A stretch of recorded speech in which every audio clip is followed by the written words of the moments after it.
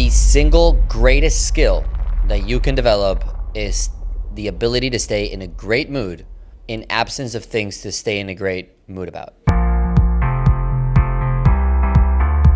I read this by Alex Hormozi, and I think sales. If you would have to Google the word sales, that's probably the first description I think that you should find. And I look at it and I think, hey, how many people never master this? How many people need things? How many of us, really, including myself, how many of us, we need like enhancements in our day? We almost need like the top-ups. We need the additives. We need the stuff so that we can have a good day. If I tell the amount of people I've hired and the amount of people that have quit just because of the single reason that this job wasn't their passion. And of course, I think that's where the mistake lies, is in the ability of that somebody has to just quit something because it is not their passion. And when you look at work and you look at life and you think about, should work be a passion at all? Like, shouldn't a passion be your family? Shouldn't a passion be, and again, should is a tough word because everybody can do whatever they want. But when I look at the people that quit because they're not in a good mood throughout their day, it just reveals a lack of maturity, and it reveals a lack of maybe intentionality or, of course, career focus. And I think that your life, what I've learned, and I'm 31 years old now. I know I look a lot younger, but when I look at my career, there's days that I'm in a good mood, days I'm in a worse mood. I would say days is crazy. I would maybe say there's moments that I'm in a better mood than others. Not necessarily a whole, I don't think I ever go a whole day.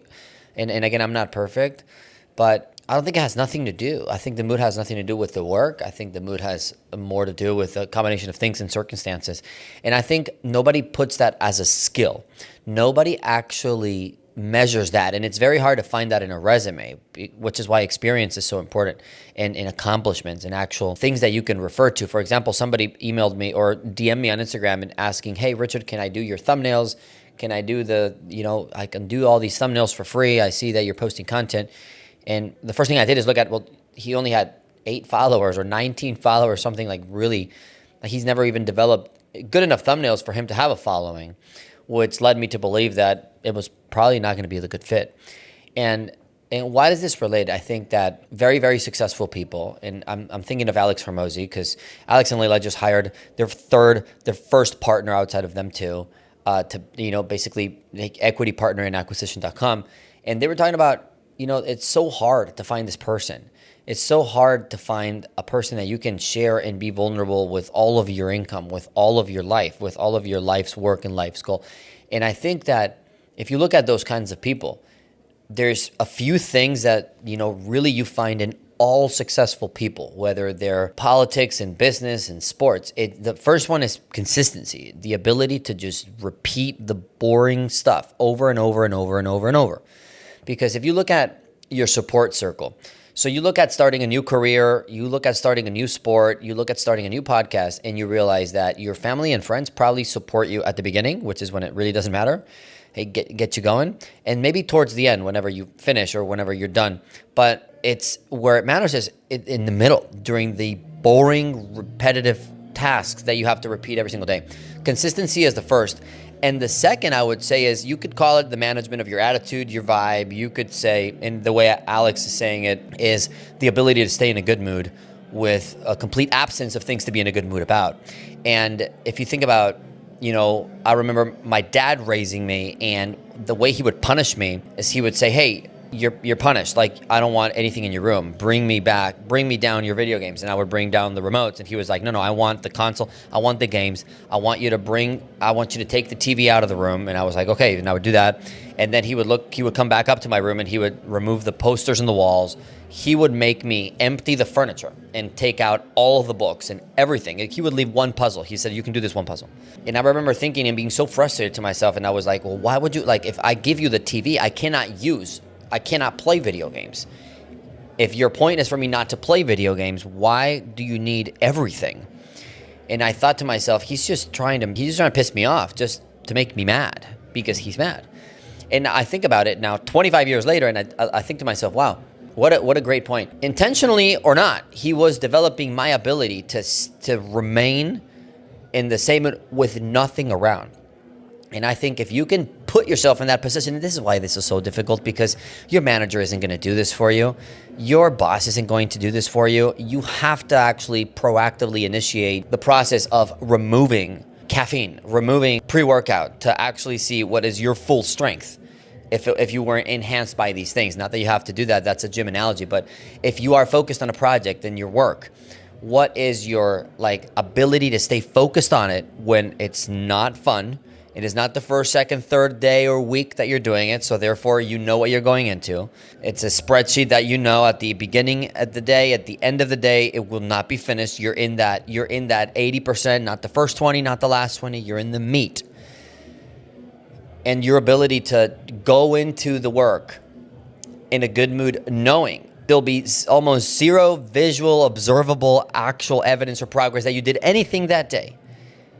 And the ability to stay in a good mood through that is almost impossible. Which is why very successful people really focus on developing that as a skill. So you will notice people around you that are successful, and you'll probably, if you're going up to that, you're becoming that person, or you're not that person yet, you'll think those people are weird. So you'll be with one of these people, and you'll see a very fit person, for example, eating a very healthy meal at a restaurant, and they specifically are talking to the waiter about hey, can you make it can you put no butter, or can you remove this sauce, or can you put this on the side? And you'll be thinking in your head, that's weird. He is in a great shape.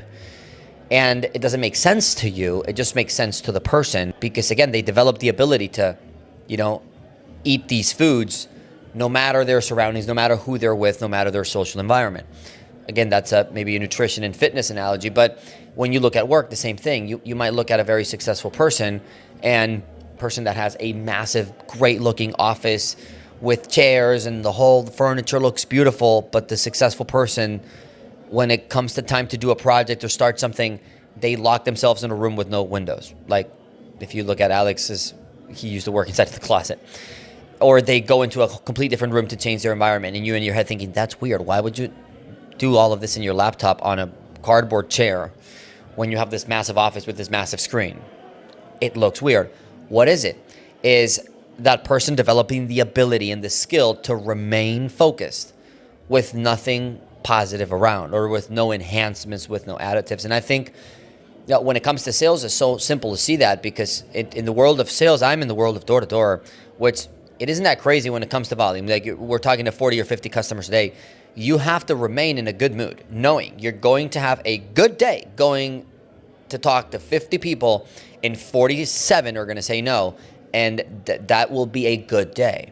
And there will be almost no evidence that you did anything, because only 3 out of 47 is 6% of people in a good day, actually 6 out of 50, or 3 out of 50, sorry, actually gave you any money, actually gave you a yes, a positive response. However, the other 47 no's were so necessary, and there's no way to get one without the other. So I look at that and I think, is there a way that we can focus on creating, making this an ability?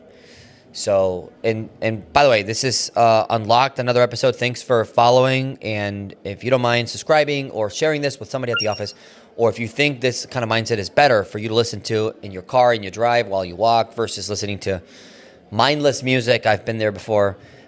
We appreciate it. That's how the channel grows. Keep listening. Thanks for enjoying.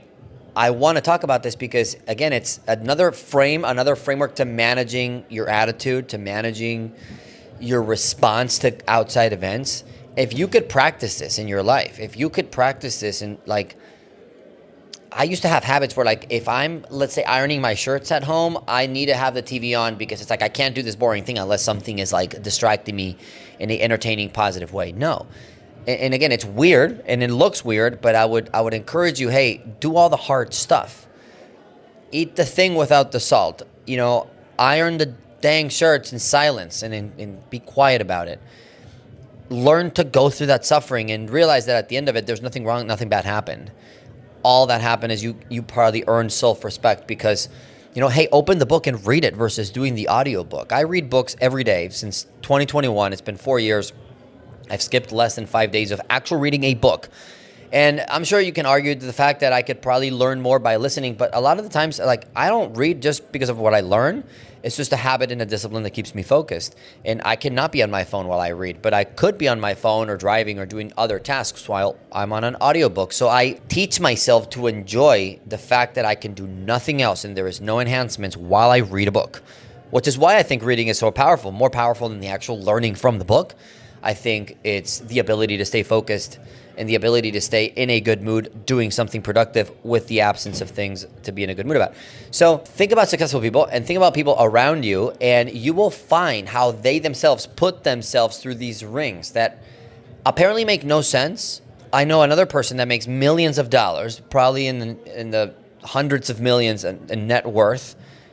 And he says to me, he's like, Richard, I avoid the tolls. I don't want to. Does he have the $4 to pay the toll? He does. But he's like, I just want to put myself through the tougher route. I want to go through what everyone goes through because that is what keeps.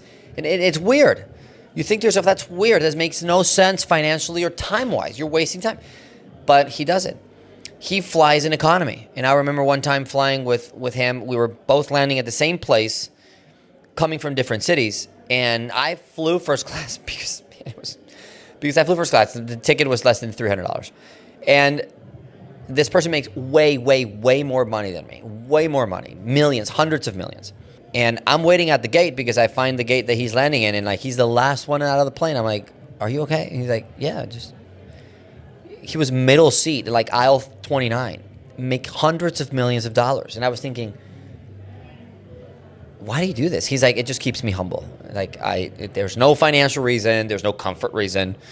There is nothing, no other reason other than the fact that he's trying to remain in a good mood and positive while he is in no apparent reason to be in a good mood for. And so, again, lessons and lessons and lessons. And I think to myself, it's usually the richest person in the room and the smartest person in the room, the one that has the lowest phone bill. And it's typically the people that don't have much money that are struggling to live paycheck to paycheck.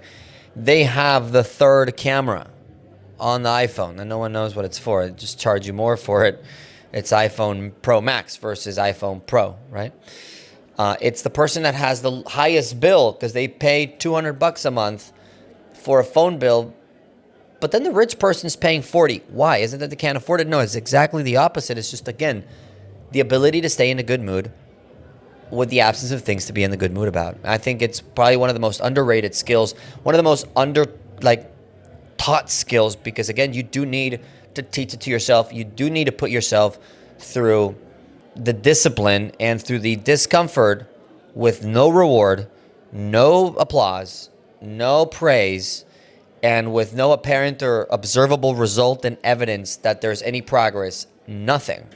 And that's why it's so difficult, it doesn't get done. So if you can work on this, if you can line up 1,000 days of doing the same activity over and over and over and over and over with no results and no rewards and nothing coming from outside, no money, nothing, you will notice that you will get a lot closer to the people that are successful than the people that you're leaving behind because you're developing that skill. So hopefully you look at that as something that can help you.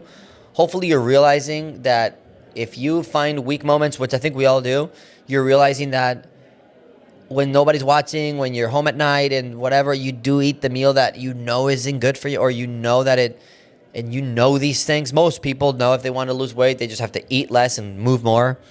Everyone knows that. And for some reason, people still don't do it because they don't get any reward immediately for doing it. And it requires consistency and the ability to stay in a good mood when there's nothing to be in a good mood about. So hopefully you look at that like you can start practicing it, integrating it into your personal life, integrating into your work life, and we'll see you at the next one.